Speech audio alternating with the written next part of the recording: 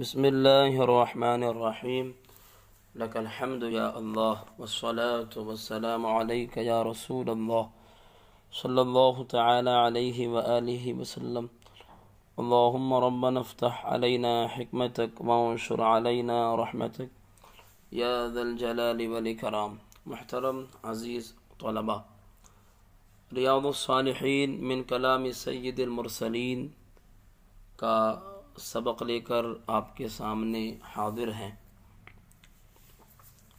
کل ہم نے آپ کے سامنے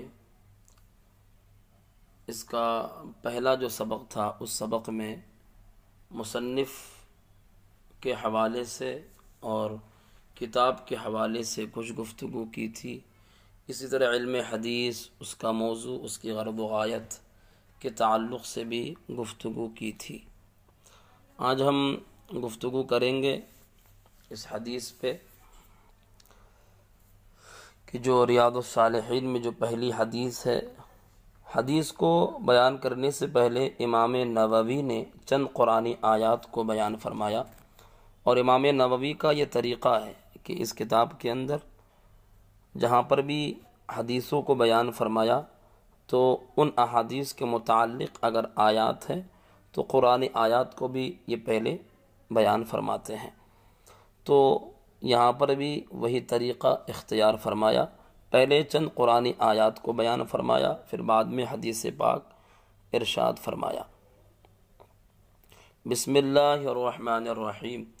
باب الاخلاص و احضار النیت فی جمیع الاعمال والاقوال والاحوال البارزۃ والخفیہ۔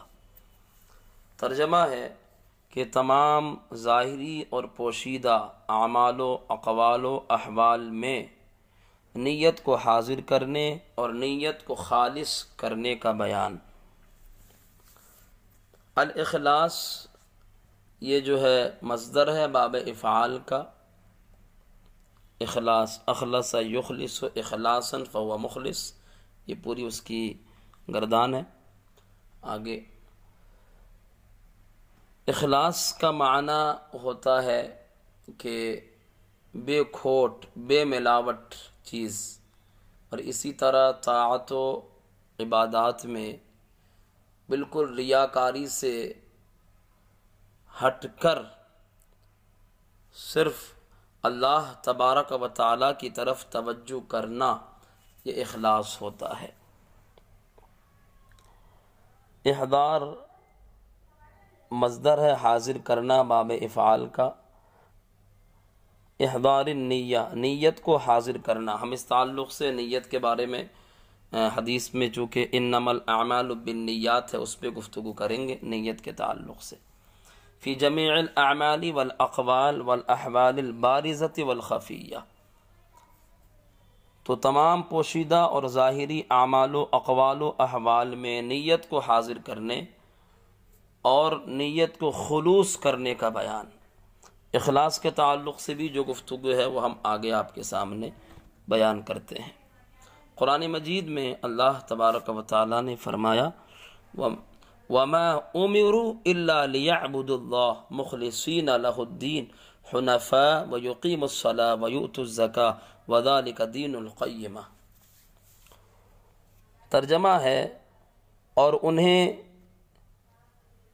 حکم نہیں دیا گیا مگر اس بات کا کہ وہ اللہ کی جو ہے عبادت کرے، اسی کی طرف یکسو ہو کر صرف اسی کی عبادت کریں، اور نماز پڑھیں اور زکوٰۃ ادا کریں، اور یہی سیدھا دین ہے یا مضبوط دین ہے۔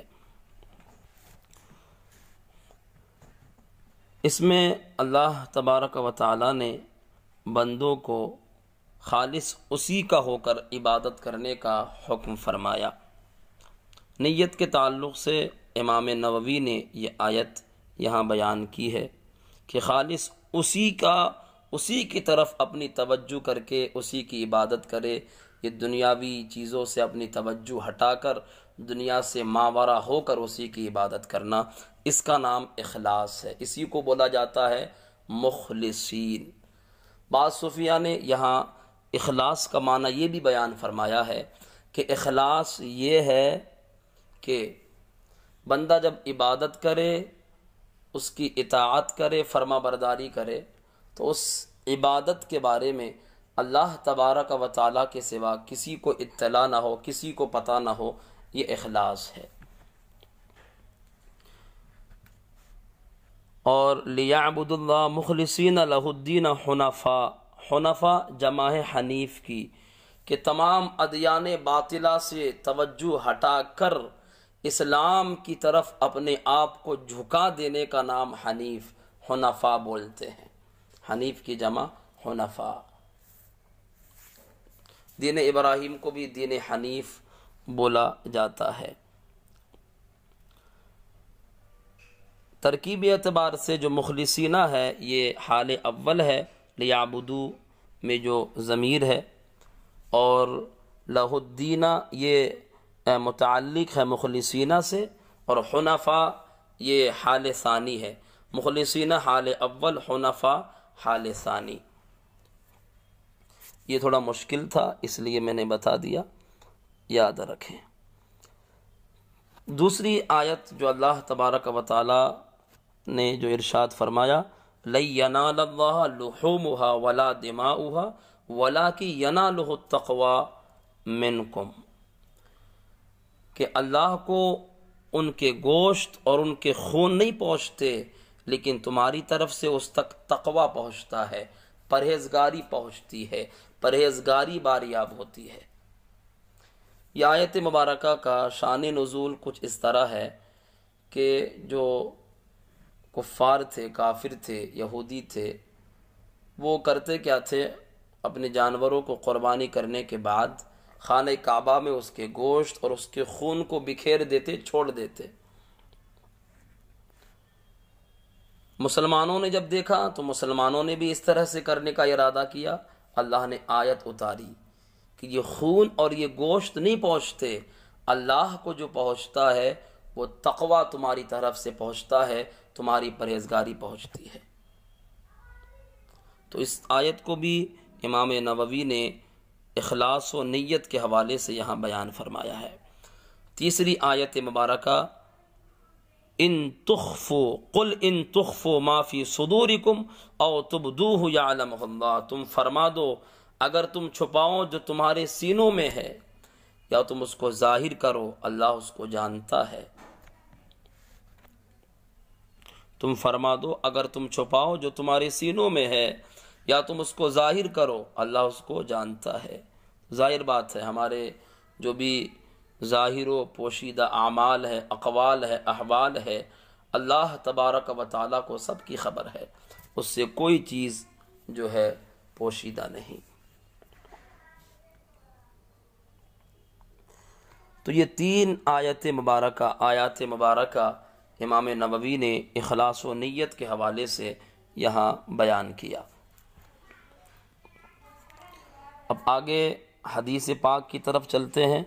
وعن امیر المؤمنین ابی حفص عمر بن الخطاب بن نفیل بن عبد العزى بن ریاح بن عبد اللہ بن قرط بن رزاح بن عدی بن کعب بن لوی بن غالب القرشی العدوی رضی اللہ عنہ قال سمعت رسول اللہ صلی اللہ علیہ وسلم یقول انما الاعمال بالنیات وانما لكل امرئ ما نوى فمن كانت هجرته الى الله ورسوله فهجرته الى الله ورسوله ومن كانت هجرته للدنيا يصيبها او امرأة ينكحها فهجرته الى ما هاجر اليه متفق على صحته۔ حدیث پاک جو ہے حضرت عمر رضی اللہ تعالی عنہ سے مروی ہے، حضرت عمر نے اس حدیث کو روایت کیا۔ تو قرآنی آیات کی ہم نے آپ کے سامنے تشریح کر دی ہے، تفسیر کر دی ہے۔ اب حدیث پاک کو ہم نے شروع کیا تو سب سے پہلے راوی کے حوالے سے کچھ باتیں جان لیتے ہیں۔ اس حدیث کے راوی حضرت عمر رضی اللہ تعالی عنہ ہے۔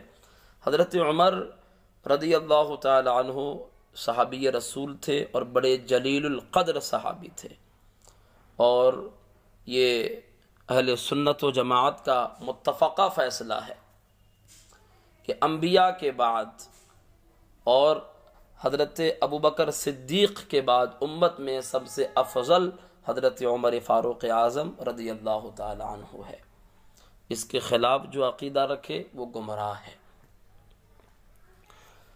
حضرت عمر رضی اللہ تعالی عنہ جب ہمارے نبی نے اسلام پھیلانا شروع کیا اور اسلام کی دعوت دینی شروع فرمائی، تو ابتدائی اسلام میں حضرت عمر تو ہمارے حضور سے دشمنی رکھتے تھے، عداوت تھی۔ پھر بعد میں ہمارے حضور نے دعا فرمائی، اللہم اعز الاسلام بعمر بن الخطاب، اے اللہ عمر بن خطاب کے ذریعے اسلام کو عزت عطا فرما۔ پھر حضرت عمر بن خطاب اسلام لے آئے۔ اسلام لانے کا واقعہ بھی بڑا دلچسپ ہے اور تفصیلی واقعہ ہے، اس لیے میں یہاں چھوڑ رہا ہوں۔ حضرت عمر رضی اللہ تعالی عنہ اسلام لے آئے۔ ان کے اسلام لانے کے بعد مسلمانوں کی 40 کی جو تعداد تھی وہ مکمل ہو گئی۔ حضرت جبریل آ گئے، فرشتوں میں جو ہے اللہ اکبر کی صدائیں بلند ہونے لگی۔ میرے حضور نے اللہ اکبر کی صدائیں بلند فرمائی حضرت عمر کے اسلام لانے پر۔ حضرت عمر نے کہا، یا رسول اللہ، ہم چھپ کے عبادت کرتے ہیں، نہیں، اب چھپ کے عبادت نہیں کریں گے۔ حضرت عمر نے میرے حضور کو ساتھ لیا، تمام صحابہ ساتھ ہے، میرے حضور حضرت عمر اور تمام صحابہ کے ساتھ خانہ کعبہ گئے اور کعبے میں جا کے مسجد حرام میں جا کے حضور نے علی الاعلان تمام صحابہ کے ساتھ نماز ادا فرمائی، یہ حضرت عمر کے اسلام لانے پر۔ تو یقیناً اللہ تبارک و تعالی نے حضرت عمر کے ذریعے اسلام کو غلبہ اور اسلام کو عزت عطا فرمائی، جو میرے نبی نے دعا کی تھی۔ حضرت عمر رضی اللہ تعالی عنہ خلیفہ بھی رہے اور ان کی جو دور خلافت ہے وہ 10 سال رہی۔ 10 سال آپ خلیفہ رہے، بڑے بڑی فتوحات ان 10 سالوں میں آپ نے حاصل فرمائی، بڑی کامیابی ملی۔ مصر ہو یا شام ہو یا عراق ہو، بیت المقدس ہو، وغیرہ وغیرہ، یہ تمام فتوحات بہت مشہور بھی ہے، ان میں یہ تمام فتوحات شامل ہیں۔ اور حضرت عمر رضی اللہ تعالی عنہ ہی وہ شخصیت ہیں کہ جنہوں نے سب سے پہلے بیت المال قائم فرمایا، اور اسی طرح حضرت عمر ہی وہ ہے کہ جنہوں نے تاریخ اور سال ہجری جاری فرمایا، اور اسی طرح حضرت عمر ہی وہ شخصیت ہے کہ جنہوں نے نماز تراویح با جماعت جاری فرمائی۔ اسی طرح حضرت عمر ہی وہ شخصیت ہے کہ جنہوں نے یہ دفاتر قائم فرمائے، اس میں وزارت معین و مقرر فرمائی۔ حضرت عمر ہی نے شراب پینے والے پر 80 کوڑے حد لگوائی تھی۔ تو یہ سارے حضرت عمر کے اولیات ہے۔ حضرت عمر رضی اللہ تعالی عنہ کی وفات کس طرح سے ہوئی؟ مغیرہ بن شعبہ کا یہ غلام تھا فیروز، ان کی کنیت ابو لؤلؤ، انہوں نے صبح کی نماز میں بدھ کے دن حضرت عمر کو 6 وار کیے کہ اور وار بڑے خطرناک تھے۔ یکم محرم الحرام 24 ہجری کو حضرت عمر نے جام شہادت نوش فرمایا اور آپ رسول اللہ صلی اللہ علیہ وسلم کے پہلو میں مدفون ہوئے۔ حضرت عمر رضی اللہ تعالی عنہ سے جو احادیث مروی ہے ان کی تعداد 537 ہے، 537۔ ان میں سے بخاری مسلم میں 81 احادیث ہے، اور یہ حدیث بھی کہ جس کو ہم نے ابھی تلاوت کی حضرت عمر سے مروی ہے، حضرت عمر ہی اس حدیث کے راوی ہے۔ تو یہ راوی کے تعلق سے مختصر سے گفتگو ہوئی۔ اب ہم گفتگو کرنا چاہتے ہیں اس حدیث کا سبب نزول۔ ایک بات یاد رکھیں، جس طرح قرآنی آیات جو ہے اس کے اسباب نزول اور شان نزول ہوتے ہیں، اسی طرح احادیث طیبہ کے بھی اسباب نزول، سبب نزول، شان نزول ہوا کرتے ہیں۔ اس حدیث پاک کا سبب نزول اور شان نزول کیا ہے؟ حضرت عبداللہ ابن مسعود نے اپنی مضبوط سند کے ساتھ روایت کیا ہے کہ ہم میں سے ایک آدمی نے ایک عورت کو نکاح کا پیغام بھیجا۔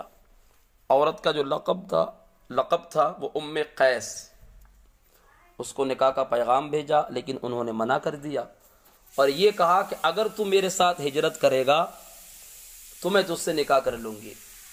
ہجرت کی قید لگا دی، شرط لگا دی، تو اس آدمی نے اس عورت کے ساتھ ہجرت کی، اور پھر اس عورت نے جو ہے اس آدمی سے نکاح کیا، دونوں کے درمیان نکاح ہو گیا۔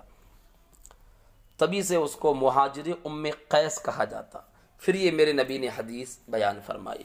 تو یہ جو میں نے ابھی ذکر کیا یہ اس کا سبب نزول اور شان نزول ہے۔ اسی طرح اب آگے چلتے ہیں۔ سبب نزول اور راوی کے بارے میں، قرآنی آیات کے بارے میں نے گفتگو کر لی ہے۔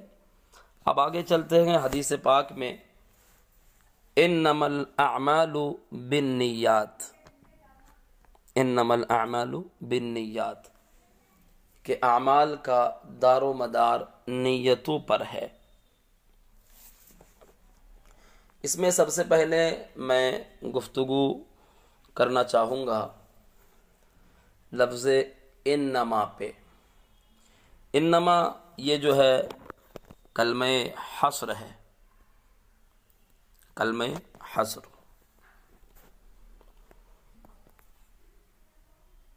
اور انما میں جو ما ہے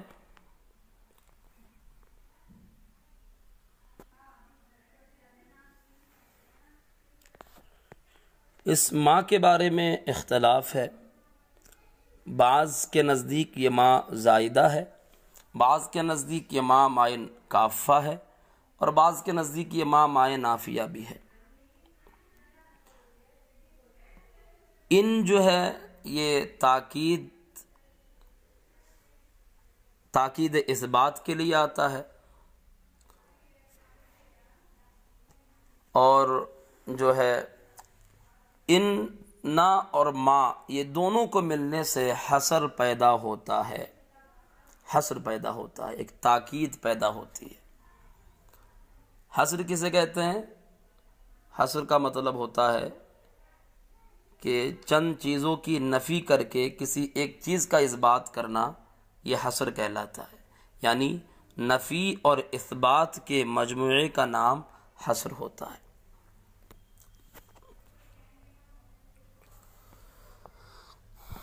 بعض یہاں یہ بھی کہتے ہیں کہ جو انما ہے یہ کسی سے مرکب نہیں ہے، یعنی انا اور ما الگ الگ نہیں بلکہ یہ ایک ہی کلمہ ہے اور حصر کے لیے آتا ہے۔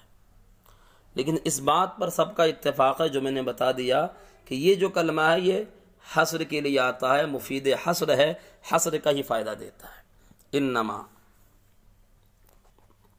خیر، بعد میں الاعمال ہے۔ الاعمال عمل کی جمع اعمال، مراد اعمال حسنہ، اچھے اعمال۔ الاعمال سے مراد یہاں اعمال حسنہ، مراد تو اعمال حسنہ ہے لیکن اس کا مضاف یہاں پر محذوف ہے، اور اصل انما حکم الاعمال بالنیات۔ اب اسی حکم کو لے کر اختلاف ہو گیا۔ احناف جو ہے حکم سے مراد حکم اخروی لیتے ہیں، ثواب مراد لیتے ہیں، لیکن شواف حضرات جو ہے وہ حکم سے مراد حکم دنیاوی یعنی صحت عمل مراد لیتے ہیں۔ احناف چونکہ حکم اخروی یعنی ثواب مراد لیتے ہیں، تو مطلب یہ ہوگا کہ اعمال کا جو ثواب ہے یہ عبادت کی نیت کے ساتھ ہے، کہ اگر ہم اعمال میں نیت کریں تو ثواب ہے، اگر نیت نہ کرے تو ثواب نہیں، لیکن عمل صحیح ہو جائے گا، ٹھیک ہو جائے گا۔ شوافی کے نزدیک حکم سے مراد چونکہ حکم دنیاوی ہے اور وہ صحت عمل مراد لیتے ہیں، تو ان کے نزدیک یہ ہوگا کہ عمل کا صحیح ہونا یہ عبادت کے نیت کے ساتھ ہوگا۔